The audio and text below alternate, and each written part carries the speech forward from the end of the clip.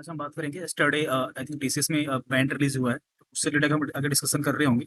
सो उसमें कुछ बैंड से रिलेटेड जो प्रॉब्लम होती है, जैसे कि एबीसी बैंड रिलीज़ होता है, तो based on performance band release होती है, जो ऑलरेडी हम डिस्कस कर चुके हैं। सो अभी हम डिस्कस में करेंगे कि इम्पैक्ट क्या पड़ता है बैंड रिलीज़ से। ओके, सो बेसिकली होता क्या है कि कुछ एसोसिएट होते हैं जो वर्किंग होते हैं, उनका डिजिटल होता है। अगर उनका बैंड अगर चेंज हो गया, अगर बी रहता है तो एग्जिस्ट रहता है उनका जैसे डिजिटल में उनकी सैलरी सेम मिलती रहती है, कुछ I think 7 point something LPA मिलता रहता है। एंड उस केस में क्या होता है, जैसे आपका बैंड चेंज होता है, आपकी परफॉर्मेंस डाउन होती है, सी होता है, उस केस में आपका डिजिटल का जो पे आ रहा होता है, वो डाउन हो जाता है। नॉर्मल आपका 3.5 या समथिंग में कुछ चेंज होके एग्जिस्टिंग आता है, क्योंकि डिजिटल के आपको एग्जाम देना पड़ता है। एग्जाम देके आपका डिजिटल आप क्रैक करके आपकी डबल सैलरी हो जाती है एज अ फ्रेशर जब जॉइन करते हैं उस केस में। एंड तो जैसे ही आपका सी बैंड मिलेगा, आपका डिजिटल वाली सैलरी आपको मिलनी बंद हो जाती है। नॉर्मल सैलरी आपको मिलती है जो कि 3 पॉइंट समथिंग एलपीए जो आपकी बेसिक होती है, वो आना स्टार्ट हो जाता है।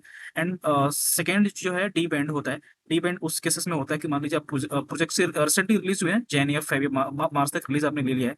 सो उस केसेस में क्या होता है, हर प्रोजेक्ट में कुछ बैंड होते हैं जो किसी ना किसी को देना होता है। उस केसेस में क्या होता है कि प्रोजेक्ट मैनेजर जो होते हैं वो डाल देते हैं, मतलब नेम के बिहाफ पे बैंड डी डाल देते हैं। उससे क्या होता है, जो आपकी सैलरीज होती है, जो आपका मान लीजिए कि समथिंग 3.5 का एलपी है आपका पर एनम का। सो उससे क्या होगा कि आपका 40 से 50,000 अमाउंट आपका सैलरी डिक्रीज हो जाता है। अप्रॉक्सिमेटली मैं मतलब नियर अबाउट लेके चल रहा हूँ, इतनी सैलरी आपके 30 से 40,000 रुपए कम हो जाते हैं, जो कि वो पीआईबी में आपका जाने के चांसेस होता है कि आपकी परफॉर्मेंस बहुत ही बेकार थी, इसलिए आपको डिबेंड दिया गया है। एंड सम केसेस में आपका होता है कि जस्ट आपने एक प्रोजेक्ट से दूसरे प्रोजेक्ट में आपने मूव कर लिया है, और प्रीवियस प्रोजेक्ट वालों ने आपको क्या किया है, डी बैंड आपको दे दिया है। सो उस केस में करना क्या है कि पहले हम बात करते हैं सी बैंड। अगर सी बैंड आपको मिल गया, आपका डिजिटल था, डिजिटल आपका जो जैसे आपको सी बैंड मिलेगा, आपकी डिजिटल वाली सैलरी नहीं मिलेगी, आप नॉर्मल प्रीवियस वाले पे आ जाएगी, जो कि 3 पॉइंट समथिंग या 3.5 मान के चलिए, वो वाली सैलरी उसके बेसिस पे आपको सैलरी आना मिल जाएगा। सो अगर करंटली अगर वर्किंग है प्रोजेक्ट में, सो अगर जैसे कि आपको बैंड अभी रिलीज हुआ है स्टडी, तो आपको वहाँ पे नेगेटिव मार्क या फिर करने का आता है कि उसको रिजेक्ट कर सकते हैं, एक्सेप्ट नहीं करते हैं।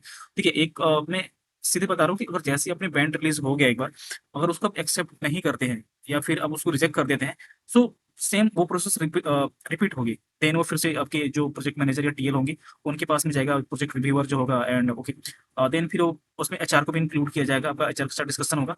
आप मतलब ये प्रोसेस चलेगा, बट वो फाइनली होता है कि आपका बैंड चेंज नहीं होता है। जो आपको एक बार बैंड मिल चुका है, बैंड आपका वही रहता है, बैंड चेंज कभी हो ही नहीं सकता, मतलब नहीं होता। ऑलमोस्ट मैंने देखा है, मेरे प्रीवियस प्रोजेक्ट में कुछ कलीग थे, उनका भी सेम प्रॉब्लम हुआ था कि डिजिटल था और उनका सी बैंड की वजह से कुछ डाउन हो गया था, मतलब पैकेज फिर 3 समथिंग प्लस एलपीए में आ गया था। उसमें 3 से 4 बार प्रोजेक्ट में रहते हुए भी उन्होंने रिजेक्ट किया था बैंड का जो एक्सेप्ट आता है ना, कि वो एक्सेप्ट नहीं करते बैंड सी बैंड को।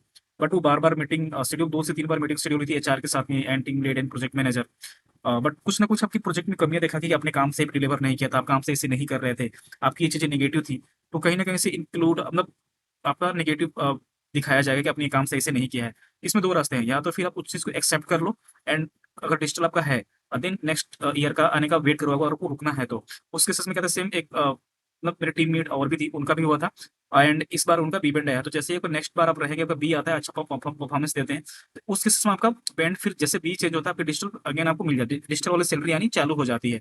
तो ये आप चीज़ कर सकते हैं कि रिजेक्ट करके आपको कुछ मिलने वाला नहीं है, मतलब आपका बैंड चेंज होने वाला नहीं है। तो नेक्स्ट ईयर के लिए आप वेट कर सकते हैं, अच्छा अपना परफॉर्मेंस देके बैंड सही से कराएगा और डिजिटल का पैक मिल जाएगा। एंड सेकंड पे आते हैं कि अगर डी बैंड आपको मिलता है, डी बैंड में होता है कि सैलरी आपको डिक्रीज़ हो जाती है, मतलब कम हो जाता है। उस केस में आपको पीआईपी में डाल सकते हैं। अगर आप प्रोजेक्ट में हैं फिर भी, तो अगर आपने ऑलरेडी रिज़ाइन करने के बिहाफ़ पे है, तो कोई दिक्कत नहीं है, आप रिज़ाइन कर सकते हैं। अदरवाइज़ आप किसी दूसरे प्रोजेक्ट में मूव हो चुके हैं, प्रीवियस प्रोजेक्ट वालों ने आपका बैंड रिलीज़ कर दिया है। तो उस केसेस में आता है कि करंट प्रोजेक्ट में आपके जो प्रोजेक्ट मैनेजर होते हैं और आपका टीम लीड है, तो उनसे आप डिस्कस करके ये मतलब कुछ चांसेस होते हैं कि आपकी ये टी जो पीआईपी का डिक्रीज़ तो होता है, बट पीआईपी का जो सीन होता है कि एक बार आप पीआईपी में चले गए, तो वो थोड़ा गलत इम्पैक्ट पड़ता है आप पे कि मेबी आपसे आपकी जॉब भी जा सकती है। तो उस केसेस में अपने प्रोजेक्ट मैनेजर और टीएल से आप डिस्कस करके इस बारे में पीआईपी से अपने आप को हटवा सकते हैं, और एटलीस्ट मतलब डिस्कस करने पे क्या एचआर के साथ जो डिस्कशन होगी, देन आप पीआईपी में जाने से बच सकते हैं। तो एक एक 2 लोगों का ऐसा हुआ था, मतलब लास्ट ईयर में, तो उन्होंने मतलब करंट प्रोजेक्ट मैनेजर से और एचआर से बात करके पीआईपी में जाने से उनका बच गए थे। तो ये सॉल्यूशन है, अगर आप बाकी अपने प्रोजेक्ट के हिसाब से देख के जो भी है, उस हिसाब से अपना डिसीजन लीजिएगा। सो आज की मीटिंग में इतना ही रखते हैं, और कुछ